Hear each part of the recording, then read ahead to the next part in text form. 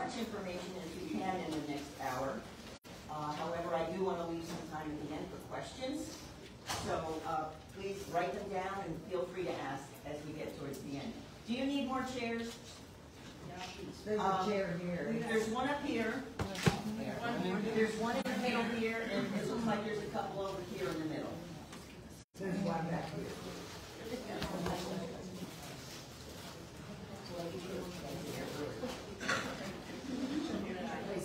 Can I have a hand count here of ladies who are a first-time president going ahead for this term? Wow, okay. Well, thank you for taking on the challenge. And ladies who have already been president? Once? Twice? 3? 4 times? 5 times? And we keep going. Thank you for your service. Our incoming president, G. Bell, asked me that I would read to you the mission statement before we got started with anything. So I'm just going to read this quickly to you. Because we really need to be mindful of what our goals are. In the spirit of service, not self, the mission of the American Legion Auxiliary is to support the American Legion and to honor the sacrifice of those who serve by enhancing the lives of our veterans, military, and their families, both home and abroad. For God and country, we advocate for veterans, educate our citizens, mentor youth, and promote patriotism, good citizenship, peace, and security. That is in the beginning of your unit guide, and you will be getting a new one. They're probably going to be ready sometime around the workshop, which is the 3rd weekend in July. If you come, they should be available there at this time, but you'll be getting the new one for this year. When we mention guide, it is for this year. In other words, some of you have the blue book. The blue book has got a lot of information with regards to programs and running elections, what have you. Most of what is in here has to do with the current officers. It does have our Constitution and bylaws in it for the department. It has all of the units and their voting strength by group. The quotas are here. And of course, this would change every year when we get our new numbers. So this is really an annual book.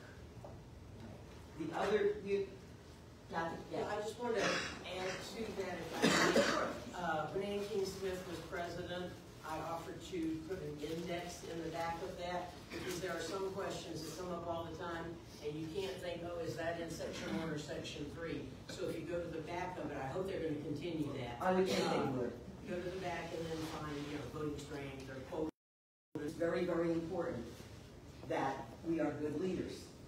However, that just doesn't happen miraculously. We have to do a lot of reading. We have a lot of resource information for you.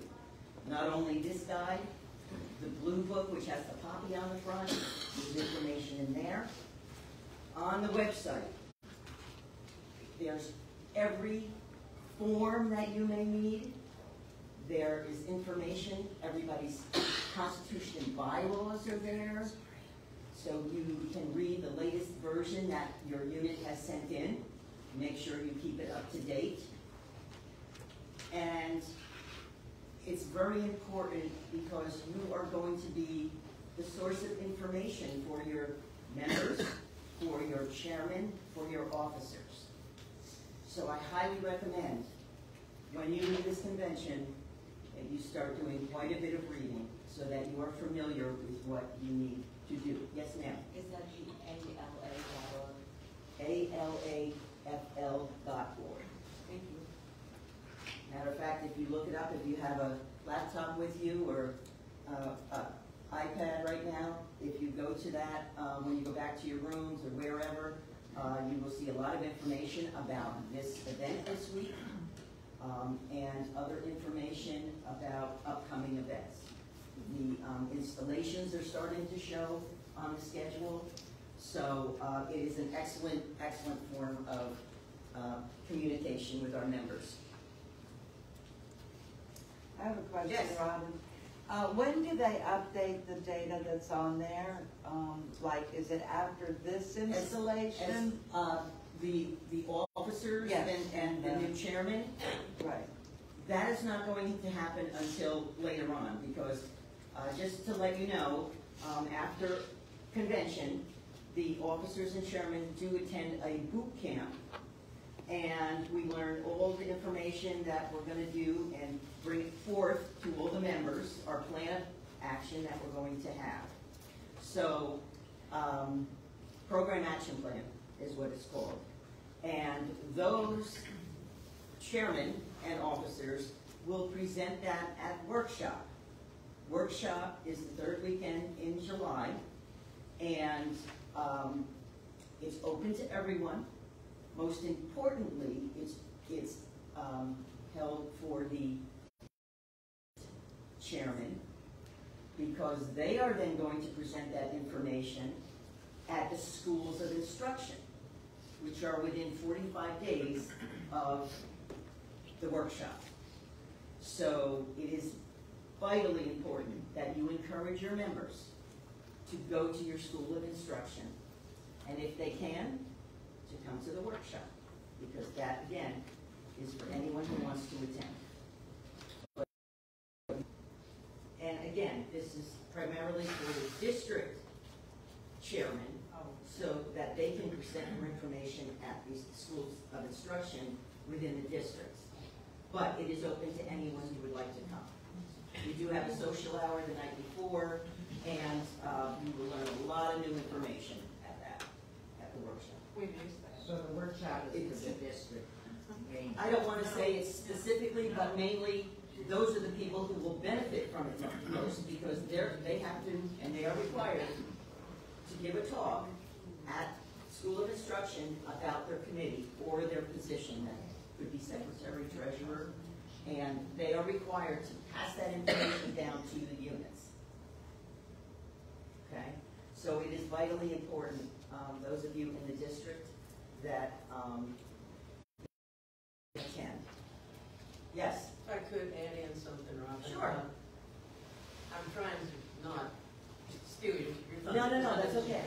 But from many years of experience, if you have a challenging member, someone who always wants to challenge what you've got to say, or a new member that seems interested and you're trying to push her into the water to get baptized, suggest that they come to the workshop, because it's easier for them sometimes to swallow about the work that needs to be done for the committee, or they're going to speak about what the district has done for the year for that committee. So if you are picking chairman, please be very, very cautious. You need to have people just like yourself. You're willing, you're able, willing, and you're going to do the job. They need to do the job too, whether it's your unit chairman, or as I said, if you have district chairman, they need to be where they need to be. Where do we find the information for these events? Those are, well, the district meeting. And just because it's a district meeting doesn't mean only district people go. We are expecting that unit members are there, unit chairman, unit officers are there. It's a learning experience. And we want to offer you as many opportunities to learn as we can. And the district meetings are a good one to go to, because normally the district president's starting to do her visits and what have you. She usually has 3 or 4 district meetings a year, and she's getting feedback about what people want to learn. So at the district meeting, chances are she's going to bring up those issues, and you're going to leave with some new information. So it's important. We're not only part of the unit, we're part of the district, we're part of the department. So please don't feel that if it says district meeting, it means only the district people can come. That's not it at all. We want you all to come and ask questions and get new information. Question. Yes? When you use the word unit chairman, are you making reference to the program Yes. chair? Yes. children and youth and Yes. education. Okay, thank you. Okay, to be a good leader, as we said, you need to read. You need to take in the information that is provided by the department. In particular, please familiarize yourself with your fellows. If they haven't been updated, there are sample forms under the Constitution and Bylaws Committee on the website. And with the Constitution and Bylaws, a lot of it is boilerplate, and what I mean by that, it is the same for all of us. However, it's your standing rules that pertain just to your unit. So, your standing rules may be things like, so frankly, please be specific. Another one which is very important, how many of you have a little clause in your standing? In a pinch, the president can spend $100. Okay. Do you also have there that, by the way, at the next meeting, they need to have a reconciliation sheet, how much they spent, accompanied by what was remaining of the $100? Okay? Be specific, because let me say this, and I'll just play devil's advocate. Be specific. But if these things, these are just a couple of examples, and we can talk about others, but please be specific in your standing rules. I also experienced a unit, they had a sunshine fund for flowers, somebody in the hospital or whatever. And they were specific, and they said, husband, daughter, grandma, grandpa, aunt, uncle, cousins, relatives. They were going to go broke buying flowers.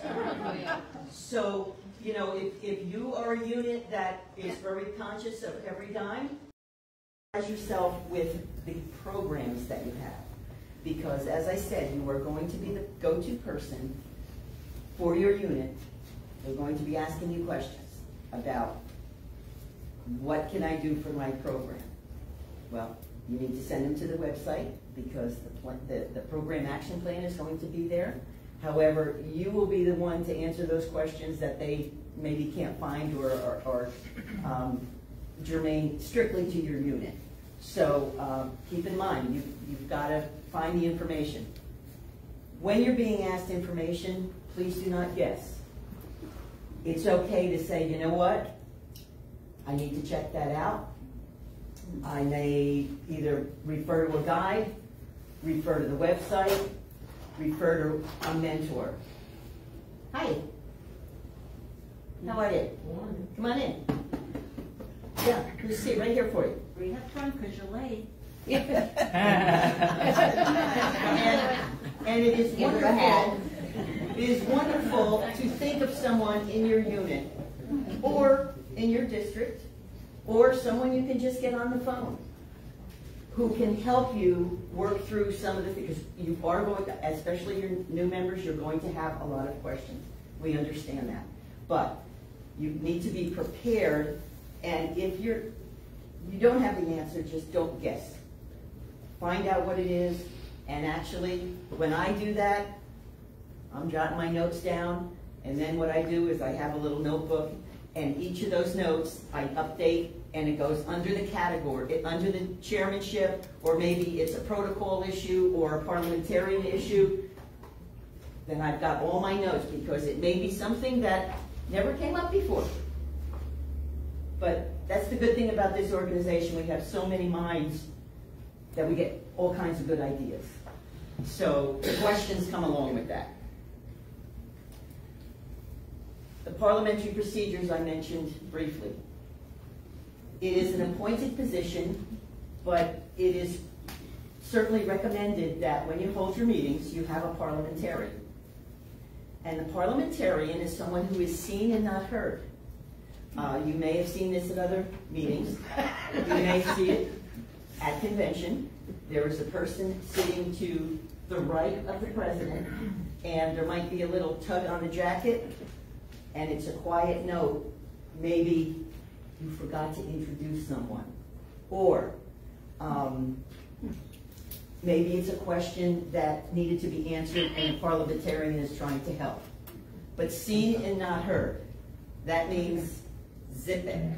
But that person should come equipped with the appropriate books, Robert's Rules, the guide, because if something comes up during the meeting, the president is going to be counting on that parliamentarian. A parliamentarian, someone you might want to think about, a past unit president, a past department president, a past district president, someone who has some experience and can find the answers rapidly, or they may know the answer because it may have come up before. Okay. Basically, ladies, a lot of people are confused about what the chores are for the president. And basically, you run the meeting. And guess what? You don't get a vote. In certain circumstances. You can break a tie, and you can vote if it's a paper ballot, like an election. Otherwise, the president is presenting issues, but she should not advocate for issues. I'll give you an example. There's a motion on the floor, there's a dinner coming up, and someone says, and I'm just kind of being facetious here because this is something that probably decisions should be made by your entertainment committee or whatever, but I think we should have pink placemats on the table. I motion for pink placemats, okay? You have a motion, someone seconds it, I second it, not the president, but say I second it. Now there's time for discussion. Now what comes up, the president feels very strongly that we should have blue placemats. So the president starts saying, well, I think we should have blue. Nope, nope. She cannot advocate from the podium. So, ladies, no matter how strong you feel, you are running the meeting. You are the director. So, if you feel strongly, here's what happens. And this doesn't happen frequently, but you need to have the right procedure. What you do is you hand off the gavel to the vice president. The vice president assumes the podium, and I go down here as president and say, you know, we had pink tablecloths last time, or placemats, and I think we should have blue, and I think we should stick with blue, and it's a great color, and la-da-da. Okay. If I want to advocate for that, I'm gone here. I am no longer in that position of running a meeting. I'm going to stay here until the vote is called for and the vote is done. Then when that's over, I'm going to come back and I'm going to take the gavel back, and the vice president is going to have her seat. Well, the vice president's up there, she has no right to say anything as well, right? Right. As long as she has that gavel. When she's there, she's assuming The president's position. the presiding officer position. So now she's taken over for me, and she's not advocating one way or the other. Yes? Okay, so whoever has the gavel, if I hand it off to my Vice president. Right. Mm-hmm. Then they would not, but otherwise they would. When I'm holding the gavel as They can president, speak. They can Yes. speak and they can be Yes. interactive with that. I also recommend, and I don't know, sometimes you have new members in your meeting. We have had a slew of new members come in, and their eyes are this big, and it's the first meeting they're at, and they're looking to see what kind of procedures go on, and we want them to make them comfortable. So here's what we try to do in our unit, and I just think it's good policy. If you stand up, when you're recognized, Robin Burk, Chairman of Children and Youth, and then you speak. Let people know who you are, what you do. Make them feel comfortable that they can come to you and ask a question. Being a good member or being a good leader, it's about uniting a unit. and working together. And if people don't even know each other's names, it's very difficult to start making that connection. So please, be free with your name. I have to look at badges, but I do that because I feel like eventually I'll get it. Yes?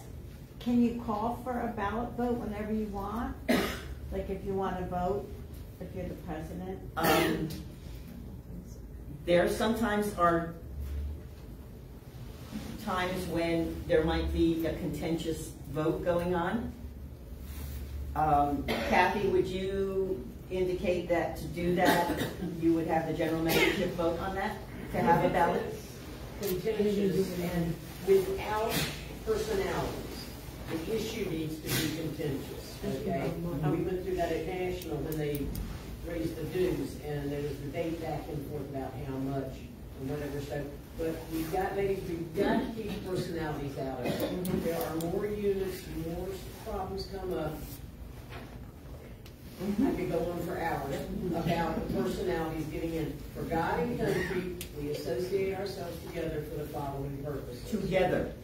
There's the clue. Together. So Yes. it would only really be appropriate if you thought. An election, you would do a paper ballot Right. if there was more than one candidate. But if you thought it was going to be a contentious after your discussion, you could.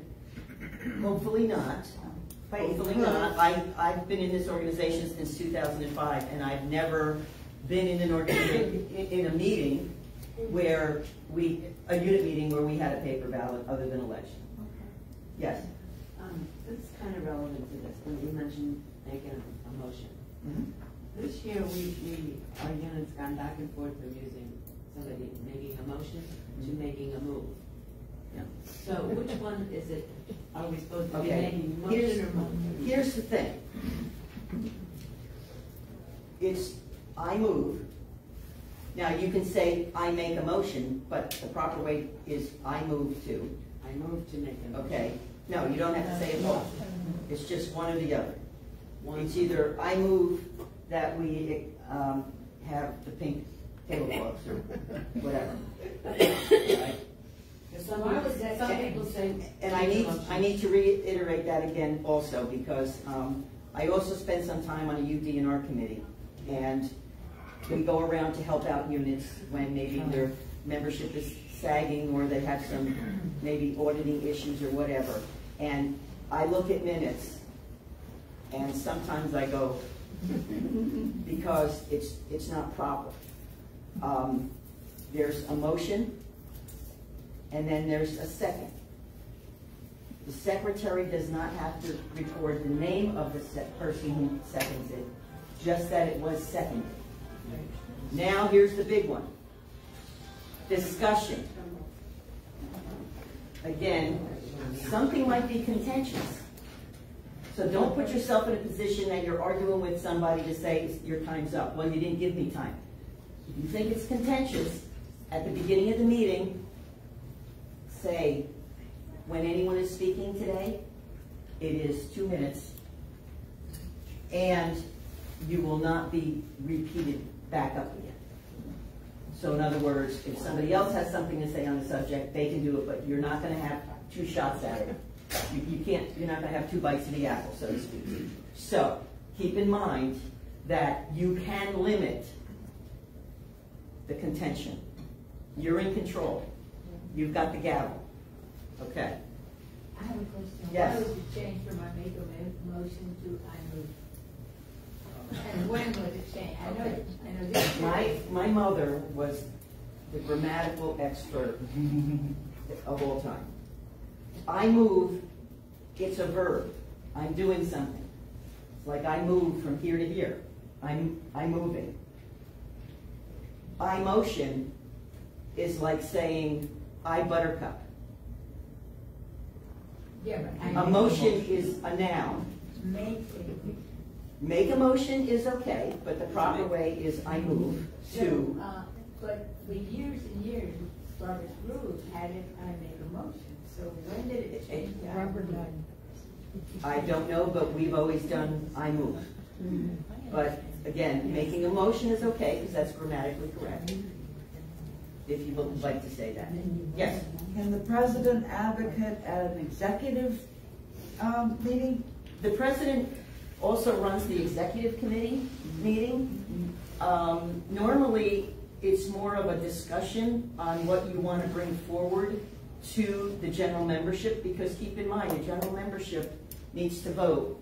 Matter of fact, going into the year, they're going to vote on a budget that runs all your activities for the year. If your budget is accepted by the general membership, you don't have to vote on anything having to do with money and for the whole year. But stuff comes up during the year, so you might want to give a donation to somebody or whatever. So somebody asked a question about that, and I got onto doing the budget. Okay, so first of all, makes life real easy, because otherwise you have to vote on everything. But don't you have to have a budget anyway? You need to have a budget, and if you don't, start working on it. And how you should do that, your treasurer is, could be helpful there, because she has all the records of what she's done. It's a good place. Start looking at what you did in the past, general membership, and you need to do it early in the year, because you don't want the year to get away from you, because then you're wasting time voting on things that, if it's all in the budget, then it's good. But now you have to vote on it? You have to vote on the budget, yes, with your general membership. And I know where that question came from. We were talking about the executive committee meeting. Yeah. Just a word of advice. We're all volunteers. We're freely giving our time. Don't burn them out. Okay?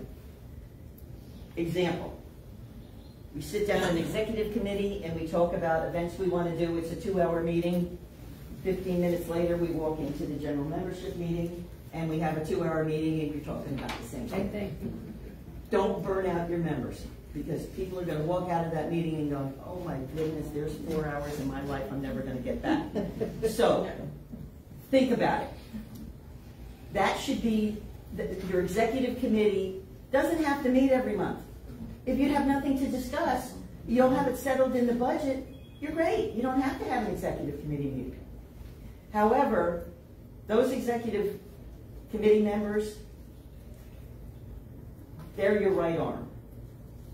They need to be helped, just not coming to a meeting and sitting down and saying, see you next month.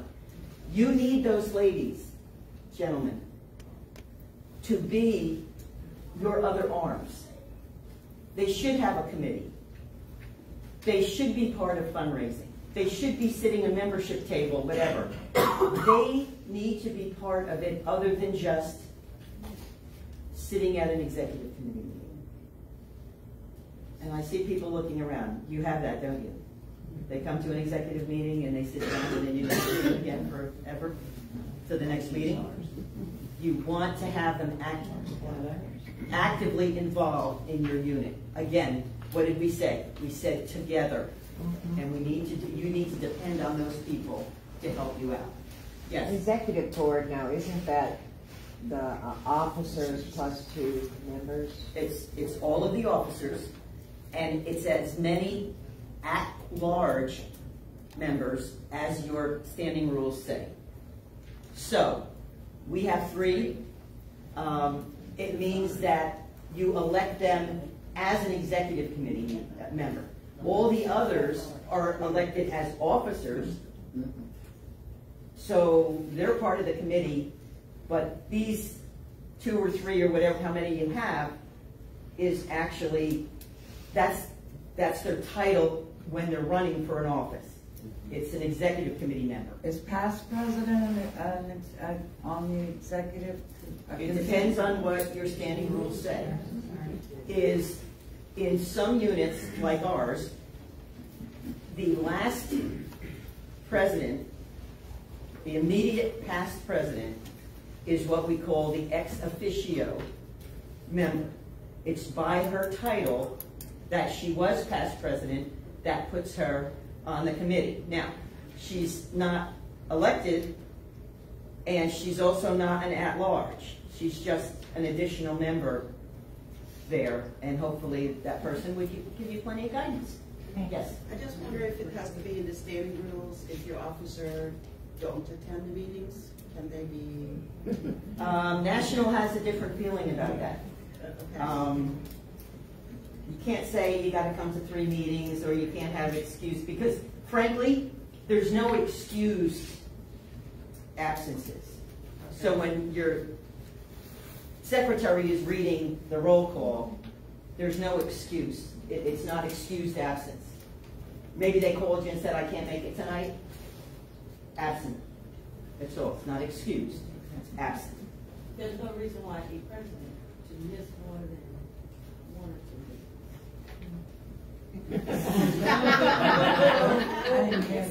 meetings. You all vote. You all vote. Now, let me give you a little tip though. Please, if you can, listen very closely when you get installed about what the duties of the vice presidents are. Basically, it's when you can't do it, they step in. Okay? So the second needs to be prepared to step into the first. If you've got a third, needs to maybe step into the second and up the ladder. So they need to be prepared. The charges say you will be there in the president's stead when she can't do it. Now, I shouldn't let this out, but I'm going to let this out. When I was president, towards the end of the year, there was a meeting that I would miss. Planned. Because I wanted that vice president to get some experience running a meeting. So I just said, I can't, you know.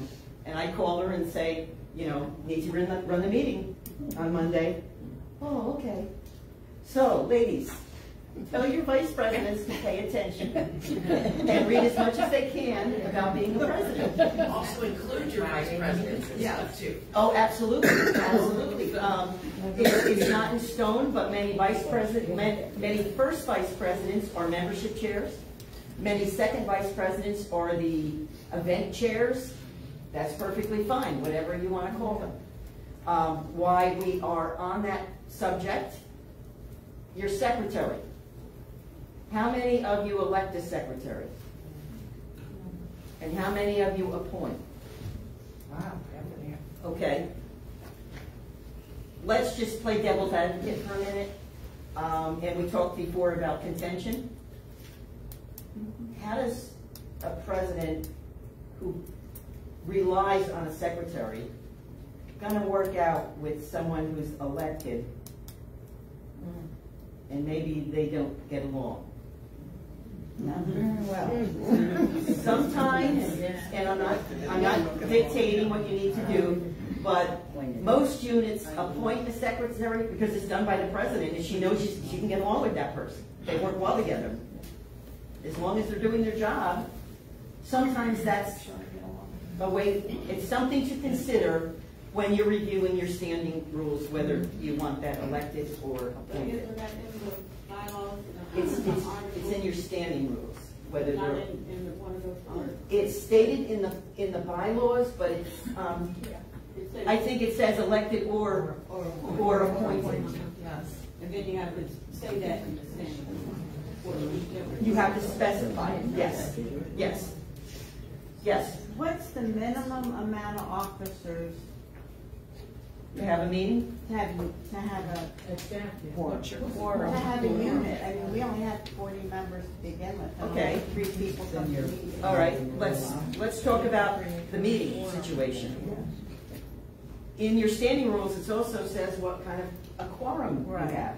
What is the minimum number of members for you to have a business meeting? Now, if you get into that business meeting and you don't have enough, I wouldn't send people home. I would say, you know, let's maybe talk about roundtable discussion about something. You just cannot vote on it. Now, if you can't make the quorum, all of you as a unit, in particular your membership chairman, needs to start building up the meetings. Do something that's going to attract them. Have a 50-50. have Food. a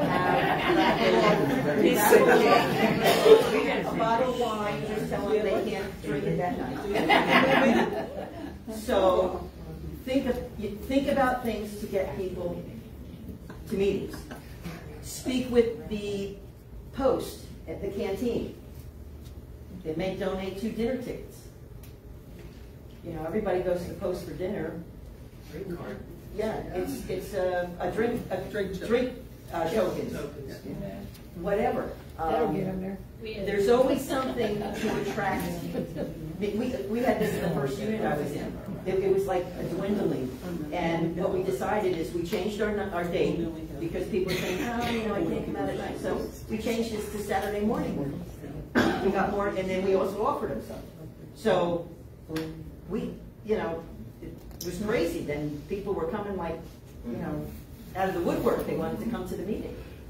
But it's tough to get volunteers if you're not seeing them face to face. So the meeting is a great place where people can ask questions, etc. What are we looking at on time? 9:48. Oh, But what officers are mandatory is what I'm trying to get at. What do you have to have? to run a unit, That's my- you would need a president and you need a secretary. Treasurer doesn't have to be there. Nope. So 2 officers. And let me give you the example of how the secretary comes into play. Let's say the president doesn't show up. Basically what happens is the secretary is going to call for someone who is there to run the meeting for that evening or that day. And that is her important function. So that's what she does. And that's one of the reasons why you need a secretary there. So those 2 officers, you can have a unit. You can have a meeting, you may not be able to have business conducted. But if we don't have a first vice and we don't have a historian and we don't have all Let's this get back other- to that question. Let's say you did, somebody ran for office and they don't show up. You can ask them to resign their position. They don't have to do that. However, if they're not showing up, you still need to get work done. So what you might want to consider is having someone just fill in and maybe give a report for that person or whatever. Like an assistant. Like a committee member. Yeah, but I think her question is, can she have a unit if she only has 1 or 2 people? Your unit establishment is based on your membership. That's what I think she's asking. Well, we don't have a lot of officers, so I just want to know what we're mandated to have to be in compliance. Okay, there's other things that also have to happen, because I've heard units like, oh, well, we're legal because we have 10 members. Okay.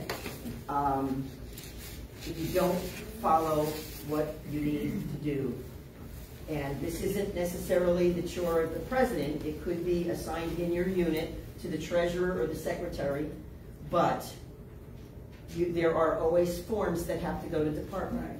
Your new officers, your new chairman, that's a requirement. It has to get done. You have to renew your IRS 990 form, which basically says you're a charitable organization.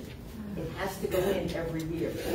You have to contact the state of Florida for your corporation.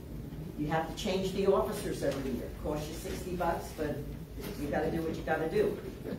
And it is not optional to have the agricultural permit. You must have one.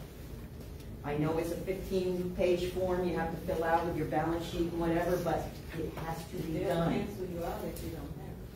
If you don't Well, have when the district president comes and she fills out the form, I have one here.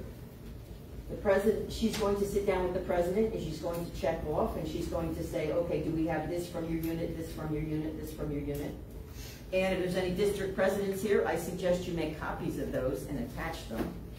Because it's not like, okay,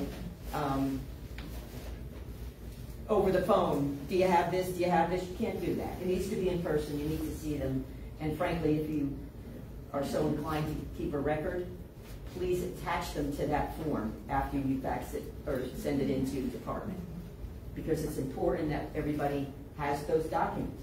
Now, if department sees that, okay, they don't have whatever it is, it's then the district president's responsibility to come to you, and she's going to hound you for that until she gets it. If you don't, eventually the department's going to look at you that you're not doing what you're supposed to do as a unit. So it kind of creates a serious position if you don't comply with those documents. Yes? Where do I find those? The things that I have to do immediately. Where do I find those? Okay.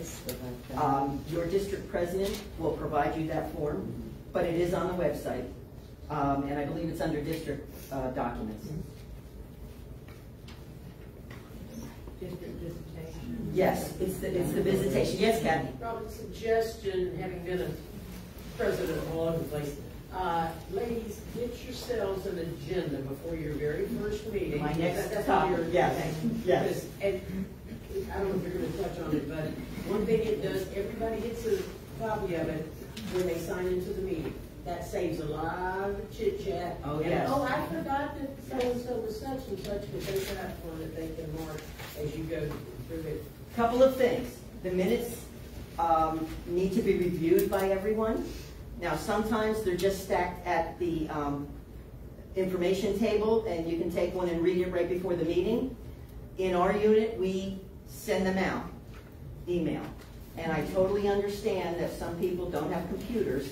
However, ladies, if you have a friend who doesn't, please share the minutes with them. If your unit decides that that's the way the correspondence is going to be sent out, because that saves a lot of time at the meetings too. And money. Okay, on the website you will find a document that says an agenda.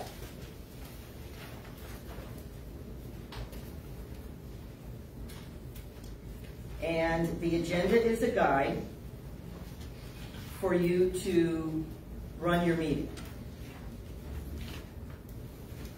Yeah, sure. Thank you.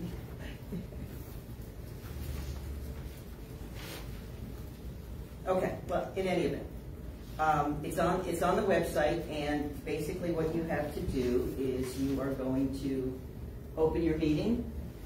You know, 3 raps brings your meeting to attention, and 1 sits people down. If you need to get attention during the meeting, you can hit the gavel, and ladies, when you're in the audience, that means zip it. And that's just a signal like we need to move on, or we need to keep the conversation down. You might want to share with your sergeant at arms, because they're not allowed to touch anybody, but they may say, ladies, do you want to keep it down? And a polite way of doing that as president is say, ladies, we're having one meeting here. You're not dissing anyone. You're just bringing it to their attention that it's time to zip it, and we're going to move forward with the meeting. Okay. I may not have this in absolute order. I can't believe I had it right on top.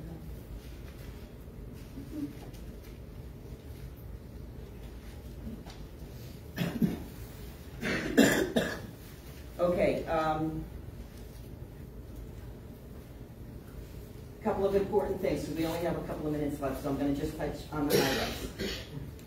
You need to open your meeting, and it's God, country, and auxiliary. So what do we mean? God, we're having an invocation. Country, we're doing the pledge. And American auxiliary, we're doing the preamble.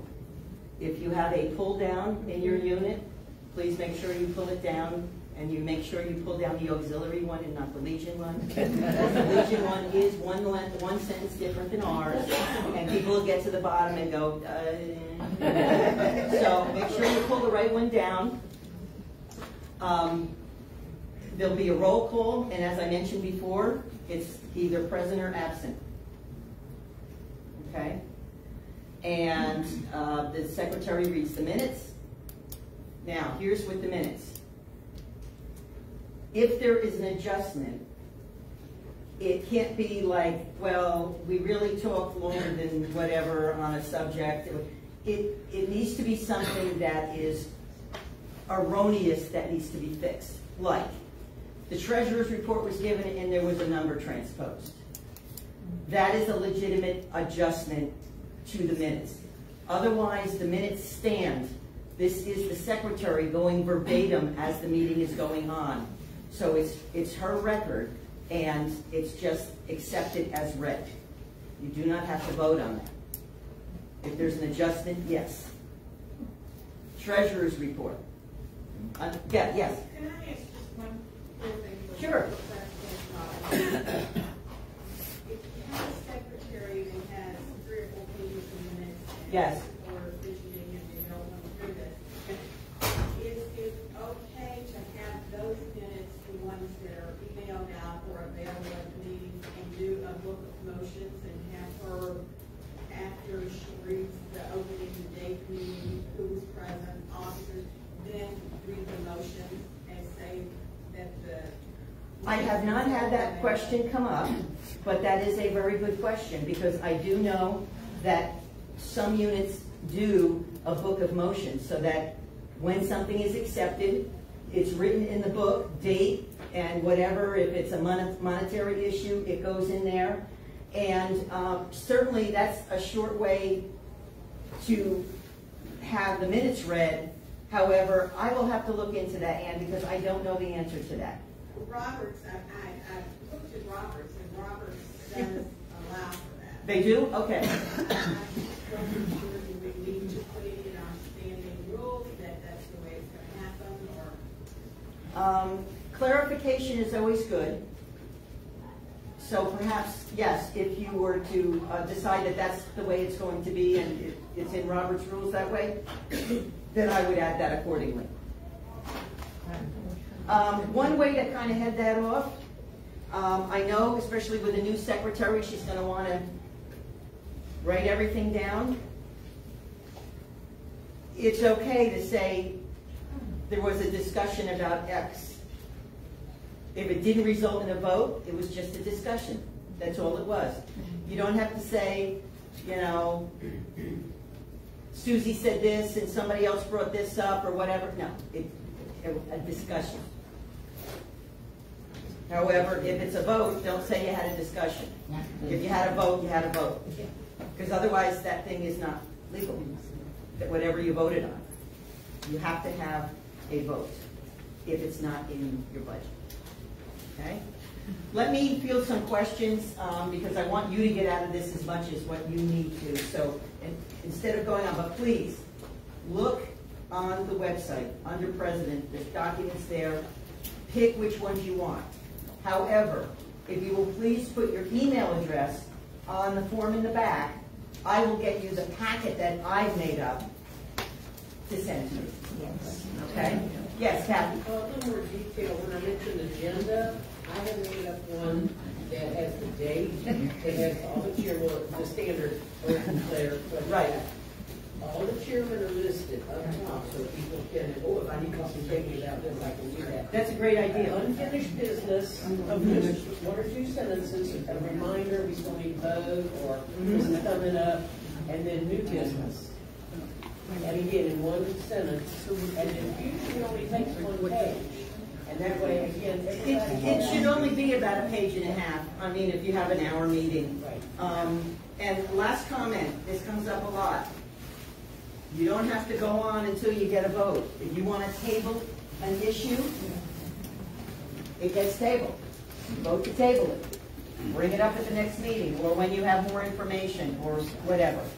And also, ladies, if somebody's like really incensed on an issue, and there's costs involved and whatever, it's a great idea to assign that person to come back at the next meeting with all the details that you need from them in order to make a vote. Okay? She's now the chairman. I will leave it for that. Thank you so much, ladies. Thank you, Robin.